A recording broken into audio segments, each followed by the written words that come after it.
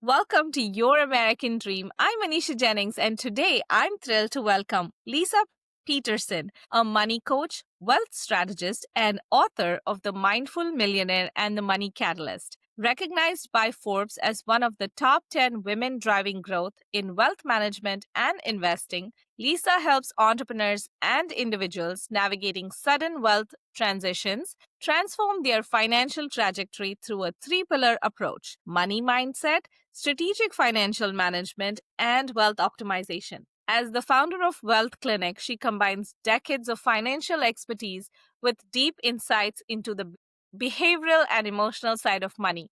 Her clients don't just grow their wealth, they gain clarity, confidence, and peace of mind. Welcome, Leisa. Thank you so much for being on my show today. Thank you for having me. I'm so happy to be here. Thank you. So, Leisa is not an immigrant woman, but she works with a lot of immigrant women. And because of how, as immigrant women, we come from countries with different currencies and the initial stages of adapting to the new currency and the mindset around it, I thought it was going to be a great idea bringing Leisa on, talk about money and the mindset and all of it. Leisa, please tell us all about your journey from how did you start in the wealth domain and how did you get excited about it? Tell us all about your journey. Thank you so much. I think it's helpful to talk about the fact that I grew up in a home in the United States where my parents were not educated and they did not have careers when I was born. I was born 9 months after they were married, 18, 19-year-old, in the 60s. And unfortunately, my parents had not had good role models around money and money management. And so I think that really set the foundation for my life and my career because money was such a source of stress growing up in the home. And instead of people, sometimes we can talk a lot about money, but that's not the problem. The problem is that all the messages were negative and about scarcity and about not having enough and about bill collectors. Like my parents got in debt and started to get things repossessed. And I feel like this conversation isn't had enough about what that does to a human being when you don't feel like you have enough from a young age. So I mention that because I feel like it's a foundation for the work that I do today, which is I decided early on, if I could have more money, all my problems would be solved. From like 8 and 9 years old, I got my first checking account at 12. I Wow. lied about my age and got a credit card shortly thereafter. I started working almost full time by the time I was 14 so that I could afford to buy the things that I wanted. I had a dream of going to college, but my parents had no reference, no ability to even help me. They didn't know what it would take to get into college. And I didn't even know how to use the resources. Like we didn't have coaches or tutors or people to help. And so I kind of had to navigate this world on my own. But the thing that I think helped me a lot was my understanding of money helped me to make choices and get opportunities that a lot of times people wouldn't get. And I want to share that to your audience because one of the things in America that I think, anyone who's been here for a while probably figures out is that the more you understand the inner workings of finances, the economy, things like taxes and managing your money, the more higher chance you're going to have financial success in this system. Yeah. Sadly, many people don't figure that stuff out. And so the people who often come to me have never gotten the background that I ended up getting by going and getting my MBA in finance and later becoming a certified financial planner and always working in different situations that involved people's money. I figured out that so many people don't know what I know. And so about 12 years ago, I decided to leave my career as a financial advisor and start to educate people, not just about the practical aspects of money, but also this mindset, because I learned from my own journey that even though I was good with money, my underlying beliefs were so filled with scarcity that I was unhappy no matter how much money I had. I was unhappy with this thing called money. So hopefully that gives listeners and viewers kind of a little bit of my backstory of why I'm so passionate about helping people with money and their mindset. Thank you for sharing that. That really makes a lot of sense. And it is such a common problem. Everybody's working hard to make money, but then nobody wants to talk about money. And then you have money, you don't know how to keep it. You don't have money, you don't know how to make it. So it's like there's so many things, right, around it. So what would you say are the biggest mindset blocks that holds people from building real wealth? So I want to get to that and help me come back. But something that's just coming to me about the fact that you mentioned that I do work with a lot of immigrants and kind of their process of building wealth. And I want to touch on that and then move to what are these things that people learn. I think that a lot of times immigrants come into this situation and there is a very high drive to have Mhm. success. And my thought about sharing that is that, yes, you need drive. It's important. It's part of the reason you've got probably all the success that you've had so far. But the nuance that I often help my clients work on is how can you feel more comfortable, more worthy, more confident in who you are as a human being Mhm. outside of the relationship with money, and then bring that into your experiences with money, because drive and passion and working yourself really, really hard is not ultimately the thing that's going to bring you the happiness that you seek. It's going to come from this balance of like Right. feeling really good about yourself and who you are and your values, and then smashing that up against your journey with like building wealth. So I'd say that that applies to everybody, but Absolutely. it just comes to me in this moment. Yeah. Perfect. So, coming back to the question, what do you think are the biggest mindset blocks that, hold people from building real wealth? So this goes across the board. Number one, not feeling good enough. Right. And what happens because we live in such a consumer society is it may be not feeling good enough to like have all the things that you want. It seems like it's out there. But Yes. when we do more and more work on looking inside of that, we start to realize that there is this sense inside of ourselves of like, maybe I'm not enough. Maybe I'm not enough to receive all that I want. So that's a big one. Another one would be lack of resources and knowledge and understanding of what are the financial mechanics underneath building wealth. And I'll give Mm-hmm. you a really specific example of this because, like I said, I've always been good with money. It's just the way that my mind works. And so I'm now looking at where are those opportunities that people don't know that this is where you build a lot of wealth. And I'll use a story that I actually put in my book, The Money Catalyst, that is inspired by my 28-year-old daughter who has a thriving company that just keeps Wow. growing and growing. And she's making a lot of money from it and she's building wealth. And I'm helping her do that. But one thing I learned from her, I didn't teach her this, is she negotiates with large companies to create content on her social media pages, Instagram, TikTok, YouTube. And she teaches about a specific industry. And so companies hire her to create content, engaging content for her viewers. So what she has learned in doing this for 3 or so years now is that when she goes to negotiate, she will always ask for more than Mm-hmm. whatever it is being offered by the company. Or when they say, what's your price? She will set a price that's higher because she feels comfortable asking for that higher number. Now, that in and of itself isn't revolutionary. What's revolutionary is the realization that she came to that she's not done negotiating. She's very comfortable sitting in that spot of maybe I will not get this deal, Right. because until she hears the word no, and in many cases, multiple no's, she has not reached the ceiling of that negotiation. Now, going back to why brought this in is what I've realized is the difference between where she could have started or what they offered her and the price that they ultimately settle at. That's where her wealth is being built. Right. Right.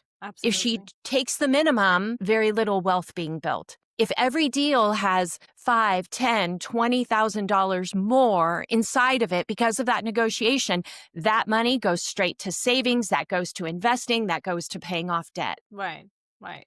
Makes sense. So, in light of that story, what would you say? Like, if somebody is starting off, right, like early on in their business, they don't have, say, the skill set, or like, just recent college graduates, if they are starting, they don't have the experience, or they don't have, they don't have that negotiation skills yet. And they're like, okay, you know what? I'll just take whatever I can get because I need a job right now to pay bills, or to, to do whatever I need to do right now. So, what would your advice be to people in that situation? I understand that tendency to go to, like, I just need a job, I just need this deal. And there's nothing wrong with it in the beginning.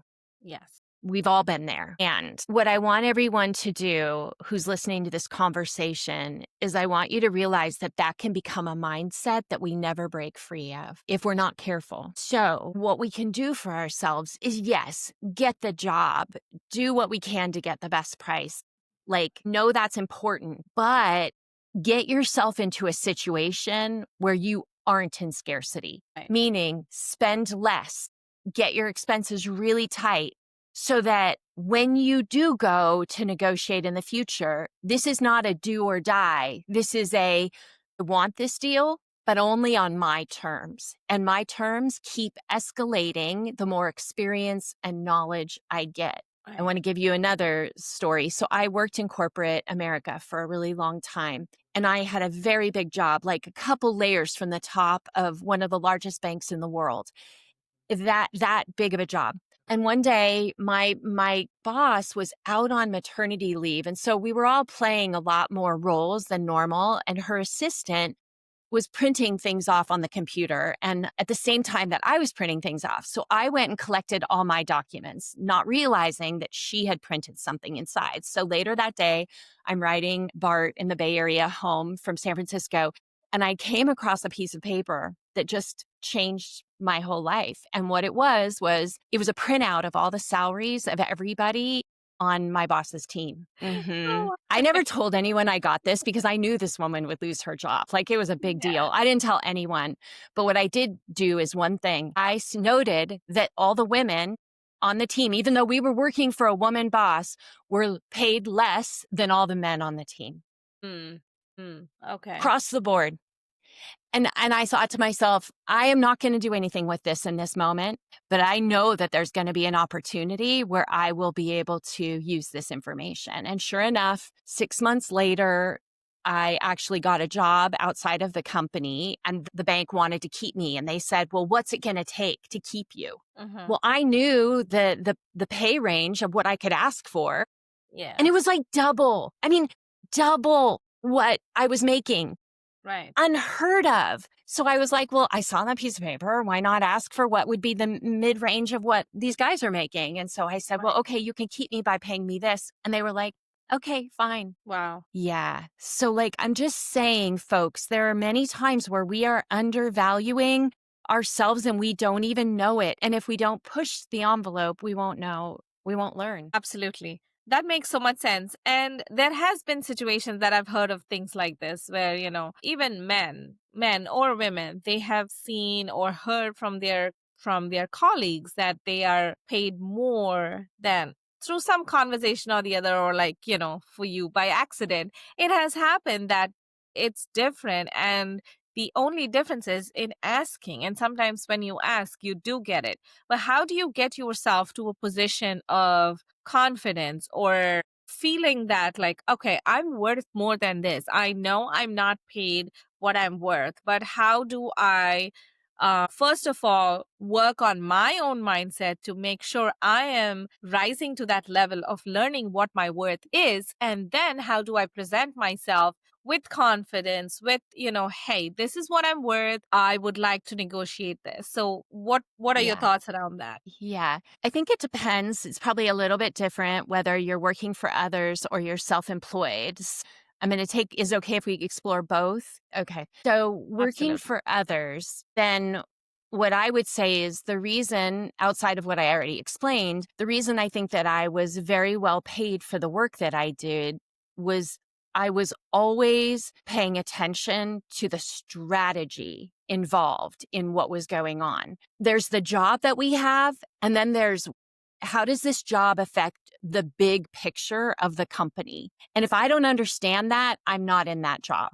Like I will only go in jobs that actually lead to impact for the company, whether that be, profit and loss oriented jobs. Those are always going to be the higher paying jobs, or I'm going to figure out the link between my job and the bottom line. Mm-hmm. Once you know that, then you can start to pay attention to what am I doing in my job that makes an impact that would cause it to be painful to lose me? Right, right. Period. And how do I fit into that? So I'll let people kind of think about that more in their job. But that's how I was able to be very well paid, is I paid a lot of attention to it. And I spoke about it when I was Mm. in meetings.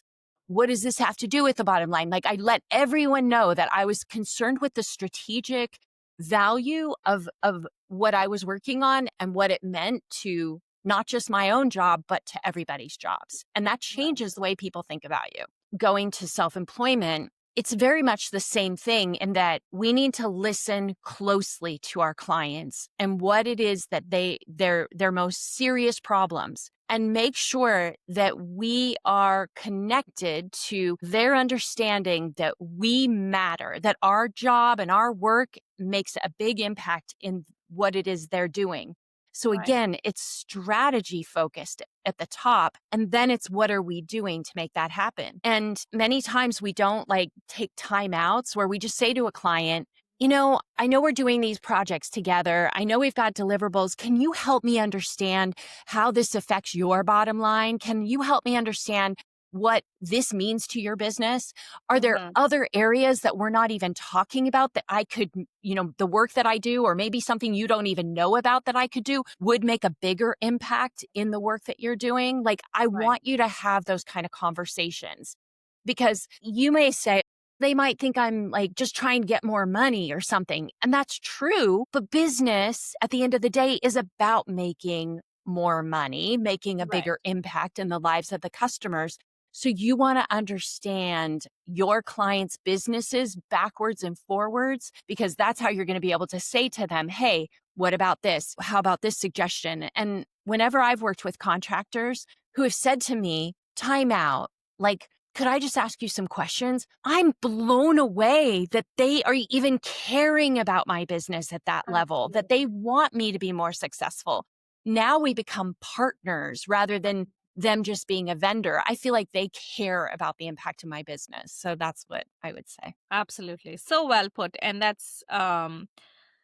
is so important these days, especially, it's always been important, but more so after COVID and everybody's gone online and everything is like virtual. It's so important to show people you care, because authenticity and for you to make an impact or even serve your clients, it's so important that they trust you and they know that you can help them. So having those conversations definitely will build that trust and help them see that you really care. So thank you for pointing that out. Can I add one thing to it? Absolutely. Yes.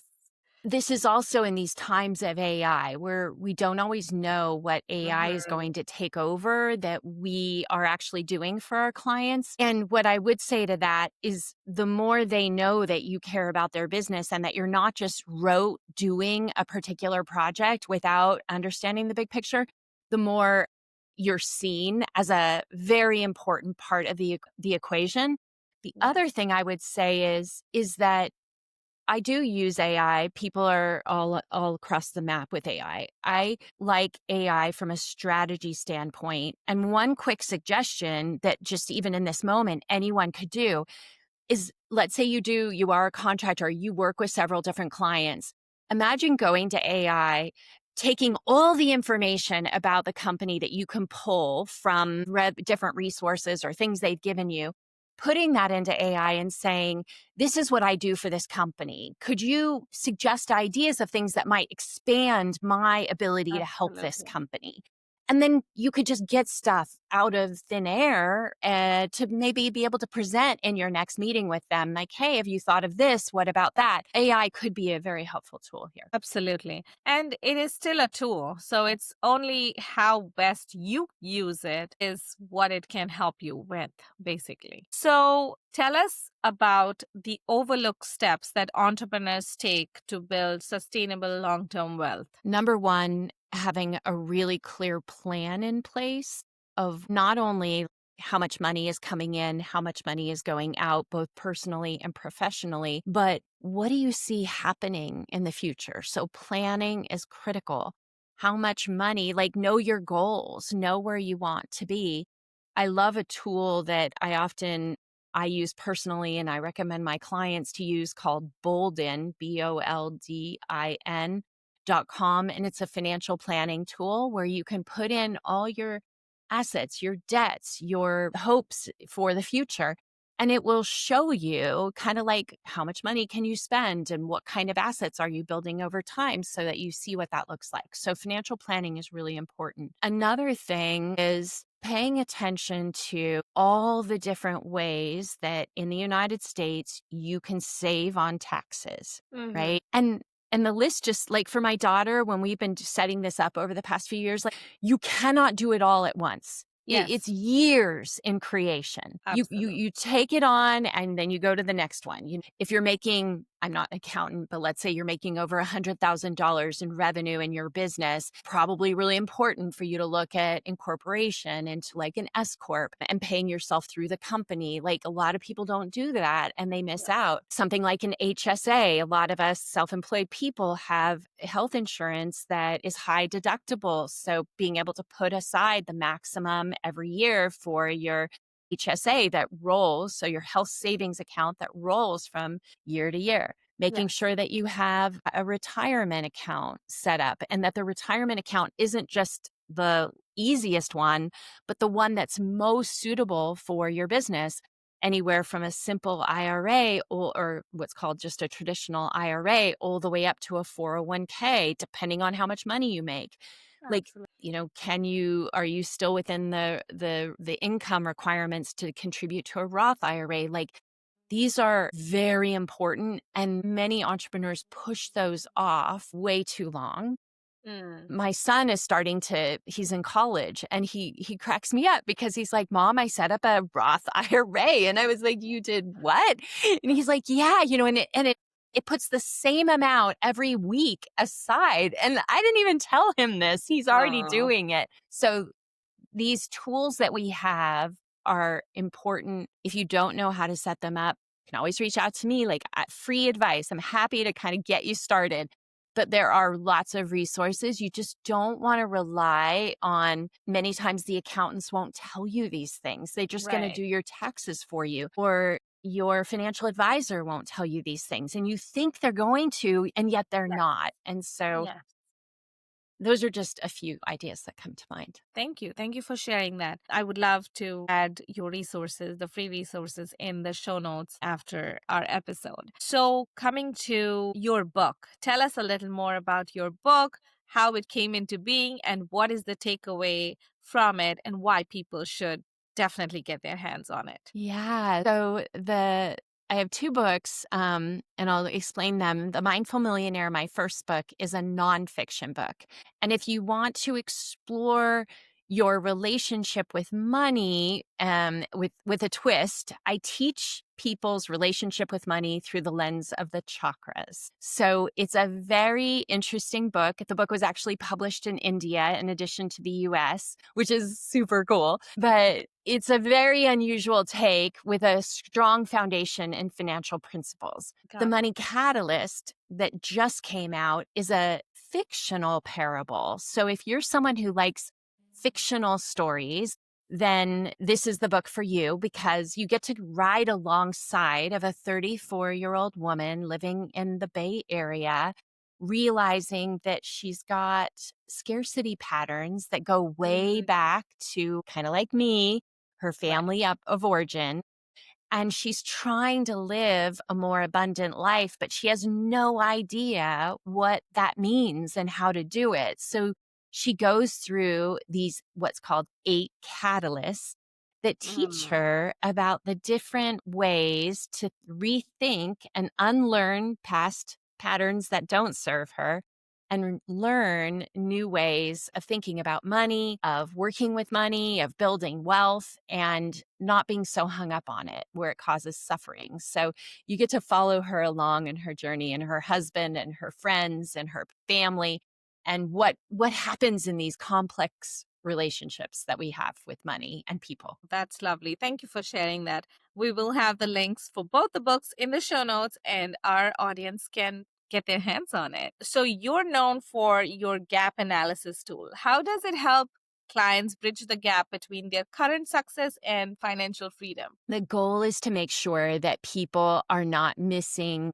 key areas of what it's going to take to build wealth. And so this is some of my most favorite work because the idea is let's find out. It's like a diagnostic. You go to the doctors to get a checkup to say, like, are these the things, these are the foods you need to eat, or these are the supplements you need to take, or here's the medicine. I'm working with people to understand and help them diagnose where are the areas that they need more shoring up, whether that be education, mindset, financial planning. I am no longer like a money manager. I don't do any of that for people. It's all about like, let's create a plan with a list of Mhm. things that you need to look into and do research on. And now you walk away from that knowing, okay, this is what I need to tackle. And again, it's not all at one time, but it's like, okay, if I get all these things set up, I know I am very certain that I am on the best path for creating wealth that I could be on. Perfect. So, you do talk about integrating financial growth with personal fulfillment. How do you guide your clients to align their money goals with their core values? Yeah. The first thing is to make sure that people are spending enough time actually getting to know what is important to them. We live very busy lives, right? We don't often sit in mindfulness practice or go through process of inquiry to say, okay, what's important to me when it pertains to my health, my family, my children, if you have them, my partner, my desires around travel or my desires around self actualization, even something like, I want to write a book someday. Maybe that's 10 years away or even further. But Right. imagine how more likely that book is to come into creation if we were to say a core value of mine is sharing my story or sharing these beautiful fictional stories that come through me with the world, and then we make a commitment that every year it could be as simple as reading a book about writing books. It could be attending a workshop or a retreat, like making a plan. So every year we're taking at least a few steps to move towards that goal. It all starts with knowing yourself, knowing what matters, making sure that your pursuit of money and success and following the life like that we're told to live Yes. doesn't overcome these little nudges inside of us that may not see the light of day. And I'm 58. I'm on the other side of this journey. And I'll tell you that because I didn't spend enough time doing that, now I'm like a kid in a candy store. Like I'm about to go to Thailand for 40 days by myself, just like ride motorcycles and do things that I would have done when I was in my 20s, but it didn't work out. So Right. I'm trying to make up for lost time. But I do feel like it would have been better to have spent more time saying what makes you really happy. And let's commit some time to that every year. Right, right. That's very insightful. And I know we all deal with this where we have age on our side, but no money, or we have the money, but not age on our side, or like, the responsibilities change. Like now you have kids and you wanted to travel, but now you can't travel with your kids or you want to. There are a lot of people who travel with their kids who, they love it. But it's not like everybody does it. You're still in this limbo as to, when's the perfect time? When should I do it? I don't have enough money. So, what would be your advice to people stuck in that limbo? Like, like just do it or like what? Yeah, it's a great question. I think we live in times that give us a lot more options than I used to have, right? Because the internet has changed our lives. So I think that we want to be very mindful of our budget. But what I also know is that any time spent on creativity, on getting away, on rest has been like scientifically proven to increase revenue and success. So if we could just nudge ourselves to set up a budget, right? Whether that be $500 a year, $1,000 a year, $2,000 a year, like tell yourself, this will pay off in the long run. I'm Yeah. going to commit this to myself and I'm going to spend it. What the cool thing about having a number is then you start to have to get creative of like, okay, well, what can I get the most out of for this $500 or this $1,000? Because maybe it doesn't involve going overseas or, spending more money, obviously, than you want to. But I just think we get really creative. And on that note, early in life, I learned about like miles and using credit cards to like pay Okay. for everything to get like miles. And please, please, please, like it's worth it to, if you like to travel, then go get, and I mean, oftentimes I'm guessing your clients do like to travel. They like to go back home or they like to see Yes. their family. Get those credit card miles, save them up, make sure you get the best for the, most points and the most return. But do that as soon as you can and Yeah. save those up because that allows me to travel a lot more than Yes. I would have. Absolutely. So, how do you teach parents to instill healthy money values in their children, especially in high income or high wealth families, or even the opposite, like middle class families? Yeah. My kids are both very, very good with money. And so that's where it's coming from. I did not set, or my husband and I did not set extreme rules for our children about money. If they got money, we let them do what they wanted with it. Now, the reason for that, as opposed to saying you have to tithe this much, you have to save this much, you can spend this much. We didn't do that with our kids because I want my kids figuring out on their own what it looks like when they spend all of their money and they have nothing left. It's one of the best teachings you can give a kid because my son would get money and he'd take all his friends to like 7-Eleven to buy them drinks or something. And one day he's like wanting, some video game, let's say for $60. And I'm like, well, where's all your money? You had $60. He says, oh, it went to this and this and this. And I was like, okay, well, here's the deal. If you spend it that way, you don't have it for the bigger purchases. You're going to need to figure out how to keep the money so that you have it when you want it. Kid you not, folks. One teaching was life changing. All of a sudden, he's like, I'm not spending any money. I'm gonna, like, I didn't want him to go overboard, but he did because the teaching was so real for him. He had Right. to experience it versus me trying to coddle him. Also, we didn't just shower our kids with everything they wanted. We would tell them how much things cost and what that meant. And we were very open about money conversations from an early age. We did not shelter them from that. It makes them take responsibility and understand and want to figure it out on their own. I feel like as parents, it's our job to inspire them to Right. learn, to fall down, to have mistakes, to open conversation. It's more about the communication than it is about us being a dictator in how they manage money because they may not learn that. Absolutely. So well said. Thank you for sharing that story. And it's like, you learn the lessons the hard way. And even though we can protect them, but we want them to learn the long term lessons. So thank you for sharing that. So, what legacy do you hope to leave through your approach to wealth and consciousness? I'm grateful to have been able to write books because they last beyond our lifetime, right? So Absolutely.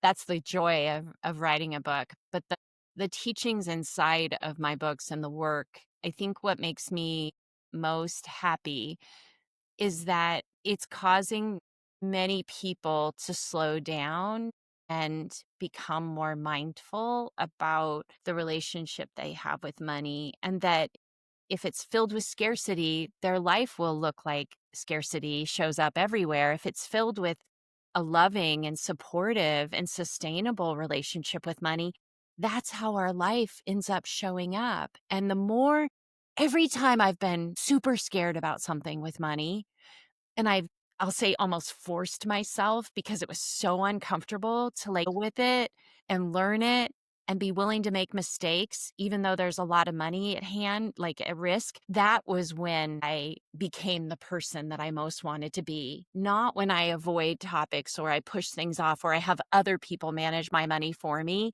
It's when I take responsibility. And so I think that people read my books and they're like, I need to take more really responsibility for my money than I realized. Absolutely. That's so true. And a lot of people, I think, like you said, growing up, everybody has an aspect of financial, what do you call, like people don't talk about finances as much and it's very hard. So you have that mindset around you and it's very hard to break free from that. And it's also an issue when couples come together when they're not, I mean, like when people come together as a in a marriage or a couple where they have different views on money and then now they have to talk about it. Talking about money is so important and it's so also sidelined in so many years. Now, I guess people are talking more about it. So we're definitely headed in the right way. So if Yeah. somebody wants to work with you, get in touch with you, what is the best way? I'd say you could first, any questions, write to me at lpeterson at wealthclinic.com. But we also have free gifts. People like those. If you go to wealthclinic.com/vision and you fill out the opt in, you'll get the first chapter of my books. So you can see, is this resonating with me? Is this really speaking to me? And is it something that I want to learn more about? I also have a meditation that was inspired in the work with a mindful millionaire about the chakras. So it's a guided meditation that walks you through how do you feel about money based on what the chakras mean and stand for. And so it allows you to kind of relax your nervous system and be with the messages that want to come through your intuition that will guide you into this is where I need to spend more time. Perfect. This was amazing. Thank you so much. Thank you for being here, sharing all your expertise, your experiences, and your stories, which are so impactful. I really appreciate your time. Thank you so much. As we close this inspiring conversation with Lisa, remember that wealth without wisdom is just numbers. But when you align your money with values, you create freedom that lasts. If you're ready to elevate your brand or business with a digital presence that reflects your vision for growth and impact, I'd love help you design it. This is Anisha Jennings reminding you that your American dream starts with clarity, courage, and alignment, both in business and life. Until next time.